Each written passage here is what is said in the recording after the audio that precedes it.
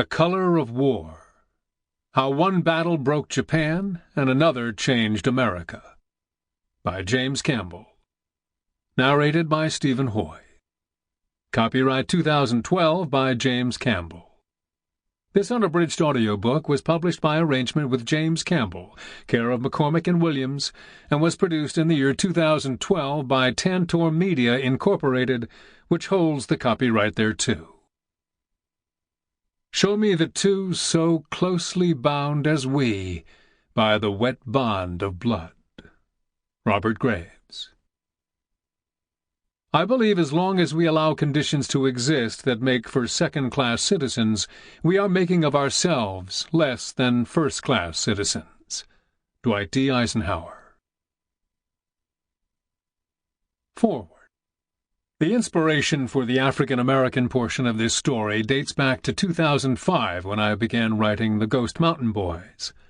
While researching that book, I first found out about the 96th Engineers, a group of black laborers that braved snakes, malaria, endless rain, and some of the roughest terrain on the planet to build roads, airfields, and piers throughout New Guinea. En route to the island, their ship docked in Brisbane and Townsville, Australia. In both places they were refused entrance to the city. The story of the 96th is told by one of its white officers, Captain Hyman Samuelson.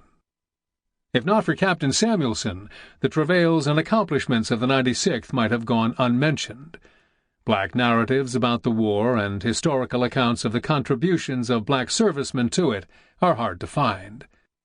According to historian Ulysses Lee, who conducted a study titled The Employment of Negro Troops for the U.S. Center of Military History, Negro units in the Pacific were primarily quartermaster, port, and engineer types, attached to divisions, engineer special brigades, construction groups, or boat and shore battalions.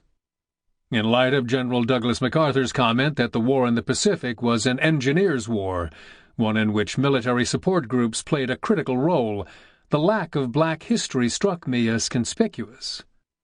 Certainly the extraordinary victories could not have happened without the support of a great war machine and the forgotten sacrifices of the men behind the scenes. African-American servicemen performed their jobs ably. Then why was there not a larger record of their achievements, I wondered. Certainly a pervasive racism accounted for the military establishment's historic reluctance to use black troops in battle. Perhaps much of that same racism prevailed when chronicling the history of the Good War. Perhaps, too, it was a function of mythology. The reality of the black experience does not conform nicely with the celebrated stories of white heroism and sacrifice. Black servicemen were often treated as nuisances and troublemakers. Soldiers were court-martialed, hanged, beaten, mugged, belittled, and forced to endure the indignities and humiliations of Jim Crow wherever they went. If, as William Manchester writes, the war provided a tremendous impetus to egalitarianism, that egalitarianism was resisted by both the military and the country at large. The Baltimore Afro-American published an editorial saying that the war would help blacks to breathe the air of freedom. The truth was that African Americans had to fight fiercely for the advances they made. Perhaps nothing captures the reality of that ordeal like the story of the Port Chicago Naval Ammunition Depot. Prologue. From deep in the hold, the black sailors looked up and saw the 6-foot-long, 1-ton projectile looming above them, momentarily blotting out the light of the sun. The white lieutenant who was supervising the loading had told them that these were the weapons that were going to save America's boys in the Central Pacific. Although the dock's crew had replaced the old, overworked cable and had attached steadying wires to the shell's nose and tail to keep it from bucking, the sweating men, dozens of feet down in the gut of the ship, knew that a sudden strain could snap the cable like a dead branch. The ugly green monster would come hurtling toward them. Fortunately, their best man was on the winches. Slow and steady, they thought as they craned their necks. Set it down like a newborn baby. The winch driver put the projectile on the floor of the deck, and the crew unhooked the harnesses. Now came the hard part. Using 5-foot steel pinch bars, 4 sailors maneuvered the shell toward the bulkhead. The idea was to do it as gently as possible without banging it. Once they had positioned the shell just right, someone would take a pinch bar and wedge it in just behind the nose, while the 3 men spun the tail. The plan was to put down the first layer before their shift was over. If they succeeded, the loading officer might reward them with a 12-hour pass. Most of them, though, would barely make it to the showers. After manhandling shark-sized shells all day, few would have the energy to hit the town.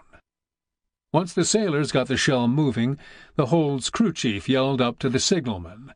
Up above, the sailors had wrestled another projectile off the boxcar and put it on the pier. The goal was to keep the process moving. While one was being stored, another was being lowered. Days later, filled with nearly 9,000 deadweight tons of cargo, the Liberty ship would steam downriver past the city of San Francisco and out into the Pacific Ocean. The white lieutenant boasted that the Navy would use the 2,000-pounders to plaster godforsaken South Seas islands, paving the way for the Marines to come in and kill every Jap soldier they could. High-capacity projectiles would scatter shrapnel that could slaughter or maim everything in its path. The armor-piercing shells would put gashes in the hulls of enemy ships, or shatter their bunkers like a bunch of boys blowing up woodchuck holes. This was the kind of patriotic talk that the lieutenant thought would motivate the men. They were not allowed to carry rifles and fight. They were not permitted to do anything more than serve as stewards or cooks aboard ship. But they could load ammunition. They could do their part. As the shell neared the ship's hull, the men realized that it was rolling too fast. When the aluminum nose hit the steel ladder with a loud clang, they jumped back, and everyone tensed. The projectile hissed like a boiler spitting steam, and red dye leaked from a puncture hole. The black sailors ran for the ladders, fleeing to escape the hold before the flying metal tore everything apart. In the mad scramble, 2 men tumbled from the ladder. Later both would be taken to sickbay, one with a broken arm and another with a fractured leg. Up on the deck of the ship, the men ran to the gangway. Before they could dash across to the pier, the white lieutenant shouted for them to stop. "There's no fuses in them damn projectiles," he cried. "They're harmless." Then one of the black sailors told him that it was hissing like a snake. "That's spotting dye," he said. "You're lucky it wasn't filled with Torpex. Then it won't matter how fast you run." Chapter 1. Another Sunday, another Pearl Harbor attack. On May 20th, 1944, Robert Graf's landing ship, tank LST-43, arrived in Pearl Harbor. Although the LST was capable of 12 knots on the open water, the captain had powered down the big General Motors diesel engines. As it made its way past Battleship Row, young Robert Graf and his fellow Marines assembled at the ship's rails. For many, it was the first time they would see the destruction caused by the December 7, 1941, Japanese military strike. Graf looked out and saw a battleship lying on her side like an injured fish gasping for air. Beside him a sailor spoke. "The Arizona sunk." The sailor paused long enough for the men to absorb the reality of the disaster. The hulking 600-foot ship and nearly 1,200 men aboard, lost. Then he continued. "The California sunk. The Maryland damaged. The Nevada beached. The Oklahoma sunk. The Pennsylvania damaged. The Tennessee damaged. The Utah sunk. The West Virginia sunk." Graf felt his stomach knot up. 2.5 years had passed since he'd first heard the words he had vowed not to forget. The Japanese are attacking Pearl Harbor. He clenched his fists as tears welled in his eyes. Then, lowering his head, he mumbled a prayer. The convoy then separated, and the various vessels went to anchorages throughout the harbor's West Lock channel. 1.5 miles from shore, LST-43 tied off to 2 other LSTs anchored in the middle of a group of 8. The Navy called this gathering of ships a tear. A sailor dropped the hook to prevent drifting. Graf looked around West Lock, the staging area for the first 2 waves of the upcoming invasion of Saipan. It was full of 330-foot LSTs, all grouped in tiers, and all packed with Marines, many of whom would be going into battle for their first time. Originally designed to deliver troops during island assaults, LSTs had been replaced by 1944. Encouraged by huge shipbuilding budgets, American engineers experimented with designs ideally suited to the island campaign of the Central Pacific and developed smaller, more versatile amphibious vehicles. Amtraks capable of transporting a platoon of men through the surf and onto an invasion beach took the place of the durable LSTs, which, with their 2,100-ton capacity, were increasingly used to transport troops, wounded soldiers, and cargo across the Pacific Ocean. Although the Honolulu hotspots beckoned, the men from the 4th Marine Division had orders to stay aboard their LSTs. No Liberty Passes would be issued until the following day. Graff and his best buddy, Dick Crerar, stripped down to their skivvies and claimed 2 of the 36 folding cots placed under an Amtrak landing vehicle that had been fastened to the deck of the LST. Mounted over the length of the Amtrak was a 130-foot canvas cover. Graff and Crerar enjoyed the breeze that drifted through the harbor, but avoided the blazing sun. Comfortable as he was, Graff was concerned about the drums of high-octane gasoline lashed to the deck of the landing ship. Someone, maybe Crerar, said what everyone else was thinking. "This is one heck of a way to run a war. Suppose we get strafed, or a shell from the shore hits us. We'd be on our way to hell in no time." The next day, May 21st, broke blissfully, but neither Robert Graff nor any of the other men had time to enjoy it. The vessels had to be provisioned for the upcoming invasion. Because of a shortage of ammunition ships, a number of the LSTs would be used as floating ammo dumps, suicide ships, the Marines called them.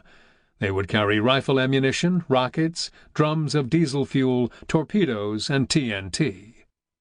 On 2 nearby landing ships, civilian Navy Yard workers were doing some last-minute welding. Graff could hear the spitting of the gas flame. 2 vessels down, 100 black laborers from the U.S. Army's 29th Chemical Decontamination Company were unloading mortars from LST-353. The 29th had arrived at Schofield Barracks, Hawaii, in the summer of 1942. Theoretically, a chemical decontamination company's mission was to decontaminate men and equipment after an enemy chemical attack, but its soldiers also offered a ready source of manual labor. Because of a shortage of 4.2-inch mortars, the batteries had been dropped from the upcoming invasion plans. The workers had backed a succession of heavy trucks onto LST-353 and raised them on an elevator to the main deck. Although handling ordnance was sensitive work, since early morning the untrained members of the 29th had been removing mortars and passing boxes of ammunition from one man to the next. At the end of the chain, a man would slide a box or a mortar down a chute to men below, who loaded them onto truck beds. Aboard LST-43, after noon chow, some guys were playing cards, using a stack of ammunition as their table. Graff and Crerar, too, had retired to the deck. Although there would be no liberty, at least they had the afternoon off. Standing at the rail, Graff could see boats filled with Marines bound for shore, where they would rush off to Waikiki for one last night of carousing before sailing for Saipan. If Graff or Crerar envied them, neither showed it. They would spend their day napping, reading, and writing letters before the mail went ashore for the last time. Although Carl Matthews and Wendell Nightingale had Liberty Passes, Nightingale did not drink. So instead of accompanying a group of friends who would be drowning in booze at the Royal Hawaiian Hotel, Matthews joined Nightingale at a ball game. As a staging area for the war in the Pacific, Honolulu hosted 2 baseball leagues, the All-Service Pearl Harbor League and the Hawaii League. Both leagues played their games at the 25,000-seat Honolulu Stadium. Servicemen knew they could see great baseball here. Catching a game with minor leaguers was guaranteed. Seeing a major league player was also a good bet. For the heads of the armed services, the games were about bragging rights, and by 1944 they were transferring the best talent in the armed forces to Hawaii. Just 3 weeks before going into battle, Matthews was watching the best baseball of his life. Nobody back home would have believed it, nor could he tell them. If he even mentioned Pearl Harbor in a letter, the censors would cut it up like a kid snipping a paper snowflake. At 3:08, Matthews, Nightingale, and everyone else at the ballpark heard an explosion. It sounded as if one of Oahu's volcanoes had blown. The baseball game stopped in mid-inning, and the crowd rushed out of its seats. Private Raymond Smith of the 29th Chemical Company saw balls of fire shoot from the deck of LST-353 as if propelled by a giant anti-aircraft gun and boil through the sky. Realizing that soon the mortars and the drums of gasoline outside the elevator would blow, he ran to the rear of the ship and dove into the water. Tech 5, James Caldwell of the 29th, crouched to pick up a box of mortars when he saw a bright yellow flame and heard a deafening noise coming from the elevator. Nearby, Private James Cleveland was carrying a box when he was hurled through the air. When he hit the deck of the vessel, his head spun and fire encircled him. "I'm a dead man," he thought. He got to his knees, wobbled, and balanced himself. Then he dashed through the flames, struggling through thick black smoke to reach the back of the LST. Like Smith, he jumped into the harbor just before the fuel drums and ammunition aboard the landing ship detonated with a thunderous roar, sending flames, body parts, and red-hot fragments flying in every direction. Almost everyone from the 29th who had been lucky enough to survive the first blast perished in the second. Robert Graff and Dick Crerar were dozing when they felt an explosion rock their LST. The blast was so intense that the air itself felt as if it was on fire. The canvas tarp was burning, and pieces of it were falling down on the deck. One terrified Marine, awakened from his afternoon slumber, yelled, "A bombing! Jap planes are hitting us! Corpsmen! Corpsmen!" For a moment everything stood still. Another Sunday, Graff thought, another Pearl Harbor attack. Then he realized that if he and Crerar did not move fast, they would be burned alive in their cots. They ran 30 feet to the starboard rail as sizzling shards of shrapnel ripped across the LST, and were planning to jump when they saw that even the water was on fire. At 3:11 there was a blinding flash, and another explosion rocked the harbor. Everything on LST-43 was burning now. Cots, blankets, sea bags, even the halyards and the paint on the bulkhead. Then it hit Graff. The oil drums. Seconds later, they erupted. The blast threw men high into the air. They landed on the deck in the middle of the swirling flames. Graff and Crerar had already jumped onto an adjoining ship, but the LSTs were berthed so close together that the fire moved from one vessel to the next, igniting the ammunition caches as it spread. Graff could hear the detonations. 30-caliber ammunition from marine ammo belts, boxes of 20mm rounds piled haphazardly on the decks, and heavier blasts from what might have been howitzer shells stored in the cargo holds. At the far rail of the neighboring LST, he and Crerar stopped long enough to see that Navy corpsmen were already tending to the injured men. At 3:17, Captain Craven, Navy duty officer, got a radio message from an unknown ship in the harbor. "Violent explosion in LST next to us. Send all available help." The Navy air signal reported that it was already too late. The vessel blew up just seconds after sending the message. At 3:19, another LST radioed, "2 on fire here. The whole nest will soon be." Graff and Crerar were caught in the conflagration. Every nearby LST was now engulfed in flames. LST-353 had sunk, and a number of the others were dragging their anchor chains, drifting in the direction of a collection of 7 more LSTs in Tear No. 9. In Tear No. 9, men were trying to cut the hawsers that tied the vessels to the dock, knowing that it might be their only chance of escape. At 3:20, as ammunition burst en masse, a flame shot 1,000 feet into the sky. Graff and Crerar ran, jumping from one landing ship to the next. Wading through the choking smoke, they reached the last one in the nest. Graff felt as if a siren were ringing in his ears. His feet were bleeding, cut by shards of glass and razor-sharp steel, and his shoulder felt as if someone had sucker-punched him. At the rail, a crowd of men was gathered, waiting for rescue boats. Others were tearing around, looking for life jackets. If they jumped, maybe the fire tugs would rescue them. "Let's swim for it," Graf yelled to Crerar. "I can't swim," Crerar shouted back. Graf looked at him in disbelief. A Marine could not make it through boot camp without knowing how to swim. "I'll carry him on my back," Graf thought. Then he did a rough calculation. They were at least a mile from shore. Shrapnel was falling like hail, and the harbor was on fire. "One of us, or both of us, will die." Then Graf turned to his friend. "I'll send a rescue boat back to get you." "It's a hell of a long way," an officer cautioned Graf. Seconds later, Graf dove into the waters of West Loch. By 3:34, Captain Craven realized that he had a disaster of major proportions on his hands. Tear numbers 6 and 10 were on fire now, too, and aboard the LSTs many of the water pumps were disabled. At 3:35, he notified the commandant of the 14th Naval District and the commandant of the Pearl Harbor Navy Yard. 10 minutes later, Craven instructed all able LSTs in Tear numbers 6 and 10 to proceed to sea.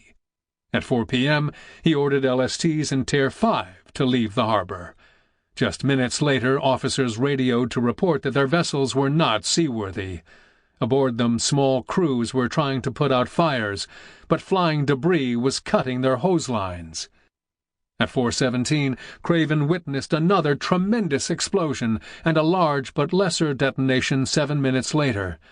At 4:30, hoping to stem the spread of the fire, he ordered 3 PT boats to torpedo the drifting LSTs. Graf had not been swimming for long when he found himself swallowing oily water and fighting to breathe. His shoulder throbbed, and in the salt water the cuts on the bottoms of his feet made him feel as if he had stepped on a hornet's nest. The water ahead of him was on fire. He filled his lungs and dove as deep as he could. His lungs, however, failed him, and he came up in the middle of the blaze, wheezing and thrashing his arms. Then he dove again. This time, when he rose, the fire was behind him. He looked in the direction of shore. It seemed so far away. Then he rolled onto his back and gulped at the air. Graf looked for other swimmers. He knew they were out there, perhaps hundreds of them, because he had seen them jumping from the rails of the LSTs. But he could not spot a single person. Perhaps they had all drowned. An overwhelming sense of loneliness came over him, as if he were the last man left on a doomed earth. He rolled onto his back again to regain his strength, but saw nothing except smoke and fire. It was as if the whole of West Loch were burning. When his feet touched bottom, he was too tired to feel relief or elation. He staggered to shore, wearing nothing more than his underwear, a belt, and his throwing knife tucked into a sheath, and collapsed. Then he realized that someone was pulling at his feet and yelling at him. Standing, Graf looked around and saw that the ground was covered with burned and exhausted men. He stumbled down a dirt road flanked by a large cane field. Glancing back at the harbor, he saw a search boat trailing a lifeline and managed to summon the strength to call out. Motioning for the boat to come closer, he yelled to the officer that there were still men stranded on the LSTs. "I'll get them," the officer shouted, pointing the bow of his craft into the wall of smoke. Graf did not go far before trucks, ambulances, and jeeps arrived. Someone helped him aboard a vehicle, and minutes later he was in line at a field station waiting to see a Navy doctor. The scuttlebutt was that a Jap sub had slipped through the nets that guarded the entrance to Pearl Harbor and had torpedoed an LST, setting off a chain reaction. Some disagreed, saying that it was welders or ammunition loaders who set off the first blast. One man claimed he had seen oil-stained water catch fire as dozens of men swam for shore. He doubted that any of them had survived.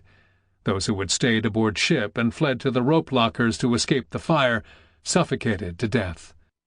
Another told a story about swimmers getting caught in an LST's propeller. Still others saw rescue workers pulling headless and shrapnel-shredded bodies from the water. All Graf could think about was Dick Crerar. After the doctor checked his ears and took care of his cuts and burns, Graf was issued new dungarees, shoes, a blanket, and a cot. That night, surrounded by other injured survivors, he tried to sleep, but was plagued by nightmares.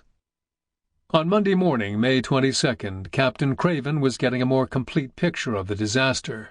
6 LSTs and 3 Amtraks had been lost. Coast Guard boats were still fighting isolated fires. Worse yet was the human toll. Aiea Heights Naval Hospital was full of wounded troops, hundreds of them, and corpses in coolers, waiting to be identified. That morning, the Honolulu Star-Bulletin reported on the incident. There was a small explosion yesterday at Pearl Harbor. Perhaps someone from Admiral Chester Nimitz's headquarters had advised the paper to downplay the incident in order not to tip off the Japanese to the upcoming invasion. Also, it would be bad publicity for the Navy. Nearly 400 men wounded and almost 200 killed, over one-third of them from the Army's all-black 29th Chemical Decontamination Company. If the African-American press got hold of the information, there would be a great hue and cry in the civil rights community. By the afternoon, a Naval Board of Inquiry was questioning its first witness, the executive officer of LST-353, which was berthed in Tier No. 8. Hours later, it interviewed Lieutenant Commander Joseph Hoyt, who was in charge of a flotilla of LSTs. Hoyt testified that the kind of load they were putting on the decks of the LSTs violated every safety precaution of the Navy, adding, however, that when you have to do it, you do it. On Monday morning, Robert Graff woke sore and tired, and with his ears still ringing. A field kitchen had been set up near the tent where he had spent the night. He was standing in line, filling his tray with food, when he heard a loud bang. Without thinking, he dove to the ground. Lying on his belly, he realized that the sound had been nothing more than a jeep backfiring. He felt foolish, until he saw that a handful of other jittery Marines had responded to the noise in the same way. Later that day he was reunited with E Company and was overjoyed to find out that his platoon leader, 2nd Lieutenant Carl Roth, had survived. When he inquired about Crerar, however, Roth just shook his head. He had not been found among the survivors, and no one had heard anything about him. Lieutenant Roth then informed the company that it would be quartered at the Marine Corps Transient Center, where the men would draw new 782 equipment. Rifles, packs, knives, canteens, and other field gear they would need to go into battle. For the next 2 days, Company E reloaded ammo belts and generally prepared for combat. Graff's mind, however, was elsewhere. He kept hoping that Dick Crerar would walk into the tent, smiling his smart-alecky grin, and asking where the hell he had been. On May 25th, trucks picked up the company and drove it to West Lock Beach. There, for the first time since the explosion, Graff saw the destruction. Ships burned beyond repair, large pieces of LSTs that had been torn apart by the explosions, debris scattered everywhere, and boats and their crews using giant hooks to comb the harbor for bodies. The only man from Company E who he knew had definitely died was Corporal Weber, a gentle giant of a man liked by everyone. Where was Crerar, he wondered. Was his one of the bodies that was never recovered? Lieutenant Roth pointed to one of a number of LSTs lying on the beach, its bow doors open and ramp down. Graff could see that the LST was empty. Near it lay a large pile of equipment. For the next few days he and his fellow Marines brought the gear aboard. The hard physical labor cleared his head and calmed his nerves, and each night after saying a prayer for Dick Crerar, he fell quickly asleep. Meanwhile, the Board of Inquiry investigating the cause of the explosion came up with little. It emphasized the necessity for more careful ammunition handling, but placed the onus on the U.S. Army. According to the U.S. Navy Bureau of Ordnance, the ammunition was of Army design, supplied by the Army, and at the time of the accident being handled by Army personnel. Because it was not material under its cognizance, the Bureau recommended that no more action be taken. 1 month later it was still dodging responsibility. In a letter to Admiral Ernest King, Commander-in-Chief, United States Fleet, and Chief of Naval Operations, The chief of the Bureau wrote that no revision of the Bureau of Ordnance manual, which detailed ammunition storage on cargo vessels and combatant ships, seems necessary as a result of the lessons of this accident. On May 29th, 3 days after the New York Times reported the Westlock explosion, burying the news on page 44. Sample complete. Ready to continue?